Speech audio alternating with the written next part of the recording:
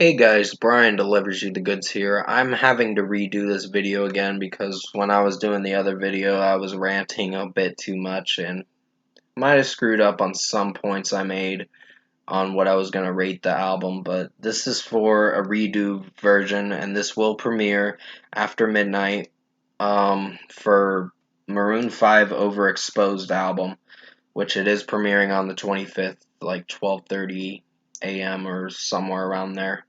So I'm going to be discussing what I listened to for all 15 songs that I just got done listening to a little bit ago, like 20 minutes ago or something like that, and let you know my thoughts on what I thought of this Maroon 5 Overexposed album. So let's dive into this album review. Now, honestly, listening to One More Night again, I have my issues with the song. It's just lyrically, it's sort of iffy and like you're unsure what you think of it. But I think it's average melody wise. It's sort of clustered and cringy to listen through. But I think Adam Levine and the other guy are really taking over with majority of the production with this album and how the overall sound is going to sound like. Because the other bandmates don't really do nothing. They just hang back and just wait till release date and probably just get paid to do it. So there's a lot of problems with Maroon 5 nowadays. Um, yeah, 3.5 out of 5 for One More Light. I think it's average. It's not my favorite song, but it's something. Payphone featuring Wiz Khalifa. Now, this is another thing I have a problem with, the featured artist for Maroon 5. This is where Maroon 5 has their cringy moments with feature artists that they add in songs. Certain songs, yeah, I can understand, but Maroon 5 is supposed to be a pop rock band, and they went pure pop, mainstream pop, and are pulling a 180 and doing a different genre with this time around, like rock, mainstream, pop, and I don't know if it works. So 4 out of 5 for Payphone. I think it's decent. With how Adam Levine is singing the song, yeah, I can understand why people like it. And I saw the music video, and it's got like almost 760 million viewers. Of 760 million views, I should say. I was like, damn. And yeah, they made a lot of money milking. Uh, they milked that music video for sure. Meaning it got a lot of views and they got paid. To the producers and the band got paid for it. So 4 out of 5. Daylight is a decent song. I just don't know if I like it right now.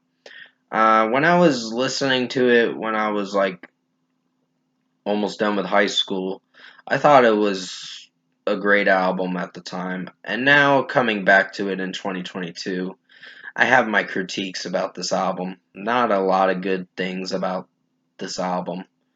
Um, so 4 out of 5 for Daylight. I think it's a decent song. It's nothing to write home about. Um, Lucky Strike is the next song, and here's my problem with how Adam Levine is singing the song. He does this repetitive lyric thing that he goes on with some of this album. And he goes, yes, sir, yes, sir. And I'm like, okay, you're repeating yourself twice. So what the fuck is that about? So yeah, 3 out of 5 for Lucky Strike. I think it's okay. I'm just unsure what to think of it right now. Um, After listening to it of this year, because I know this album is almost 10 years old, and yeah, I got some problems with this album, like I said. The Man Who Never Lied is a decent song. It's nothing great, but it's decent. And so is Love Somebody. That was a decent one, but it's very overproduced. The production, it just doesn't sound like drum or guitar work in that song. And that's sad, because I think those other bandmates like James Valentine and the other bandmates got potential to be in a different band. Maroon 5 went downhill real fast in the the early 2010s and getting to the 2020s now. So Maroon 5 is just, they're sellouts, honestly. So yeah, Love Somebody and Man Who Never Lied, like I said, 4 out of 5. Lady Killer is an okay song. It's just more mainstream pop stuff. And Adam Levine's falsetto in it sounds a little annoying at certain moments in the song, so 3 out of 5. Fortune Teller's average. I think it has potential to be a good song for some listeners that may like this song, but it's sort of underwhelming, so 3.5 out of 5. Sad, it makes Adam Levine sounds like he's throwing a pity party, and I'm like, oh great.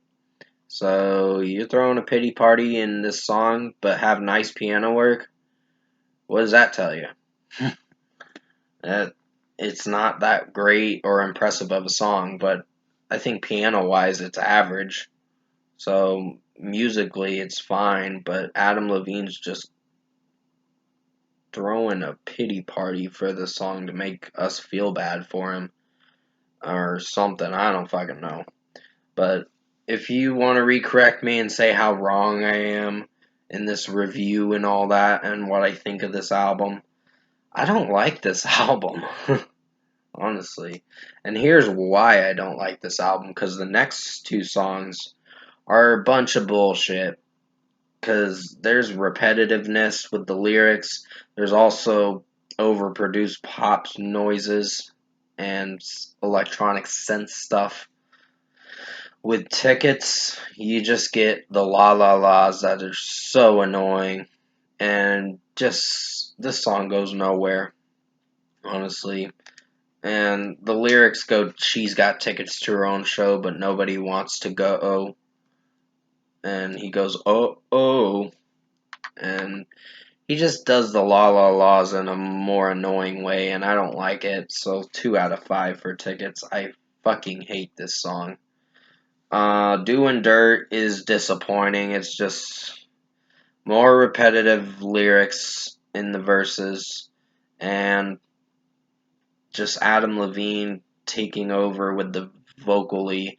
And he doesn't sound bad vocally in this song. It's just the overproduction of the song and the producing and all that with the music in the song is where I have a problem with.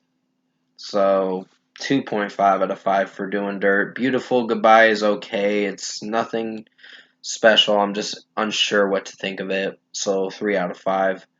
Wipe Your Eyes has this annoying thing or whatever, or electronic voice singing in it, and I don't know if I like it, but it doesn't sound that great. It's kind of annoying, and it really brings the rating down for this song.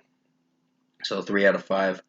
Wasted Years was average. It's nothing special, but it's average, so 3.5 out of 5. Some of the way Adam Levine is singing in the song doesn't sound bad, but it has its moments where it's good and sort of jazzy feel to it, but it does alright, so 3.5 out of 5. Kiss was the last song on the deluxe edition, and on the Target deluxe edition, I should say. And this was decent. It was an improvement. There's more guitars and drum work, and uh, orchestrated wise, it has trumpets in it, and it sounds alright. So 4 out of 5. I'm kind of impressed with this one a little bit, but not to the point where I like the lyrics. The lyrics kind of bum me out a bit, but hey, that's what you're getting for this album. Overall, production, mixing, and execution, I think Maroon 5 Overexposed album was disappointing. I was really disappointed with this. I think with V, they did it a little better with how it was sounding, but I wouldn't call V amazing. It's decent and alright, because there's some songs on there that I kind of do like and have potential, but it's all wasted on just Adam Levine and PJ just taking over the whole fucking band now.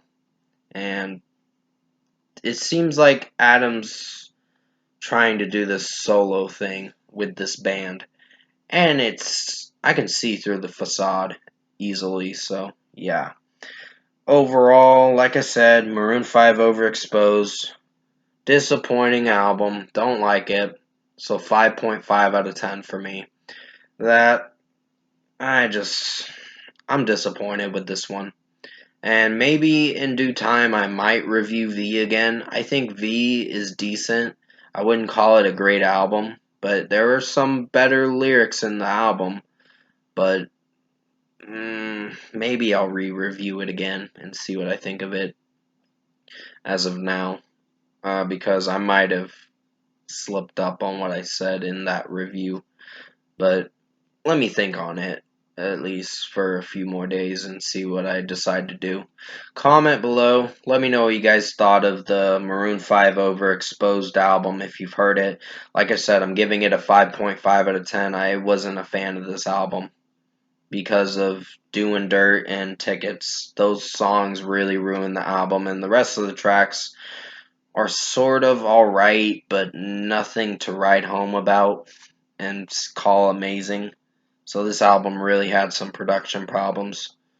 But if you did enjoy this album review, and keep in mind I'm just expressing my own opinion on this album, comment below and let me know your thoughts on it. Tap like on this video if you liked it. Subscribe to my channel if you can to support the channel. I wanted to say it in a more professional way and not go all hard half-cocked in this review and start being a douchebag in this review, which, yes, I can say there were some moments in this review where I may have stepped over the line with some things, but you gotta understand, Maroon 5 just is cluttery bullshit now, and mainstream pop bullshit, so they are not very good anymore, and they have, after Hands All Over, I think that's where I start to see through their pop bullshit, and their pop bullshit is not good. So that's just my opinion at the end of the day. But I hope you did enjoy this review. Hopefully you liked it when I kind of ranted on some of the stuff and made it seem like, oh, well, this is kind of funny. But it's the truth. This is not good music. This is just wasted potential for even the bandmates, like the guitars, the bass, and the drum work in this. You don't hear a lot of it in this album. You hear somewhat, but even V had its production problems. Like, I'll probably re-review it in due time. Probably after when I come back from my trip or whatever. So I'll re-review it probably June 1st or something. But anyways, I hope you enjoyed this album review. I know it's very lengthy. I just had my critiques about this album. Not very good critiques, but it is getting a 5.5 out of 10 for this album. Stay safe, guys. Take care. I'll have another video premiering maybe tonight. I don't know for sure. But this video is premiering tonight, so definitely give it a thumbs up if you did like this review. I'm just expressing my own opinion on it, so I'll definitely see you in my next review.